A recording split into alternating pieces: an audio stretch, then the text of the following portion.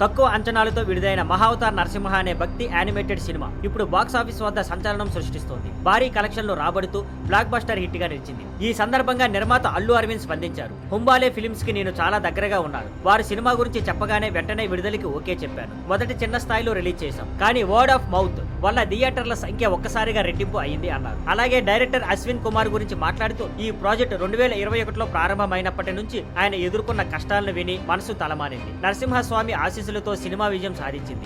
AMB సినిమాలో సుమారు 200 మందికి పైగా స్వామీజీలు ఈ సినిమా చూడటానికి వచ్చారు. వారిలో కొంతమంది ఎంతో కాలం తర్వాత థియేటర్ కు వచ్చామని చెప్పారు అని తెలిపారు. తెనికెల భరణి జొన్న విత్తుల కూడా సినిమా చూసి భావోద్వేగానికి లోనయ్యారని చెప్పారు. అల్లు అరవింద్ చివరగా అన్నారు, నా పరిచయ వర్గాల్లో సంస్కృత ధర్మం అత్యధిక అవగాహన ఉన్న వ్యక్తి పవన్ కళ్యాణ్.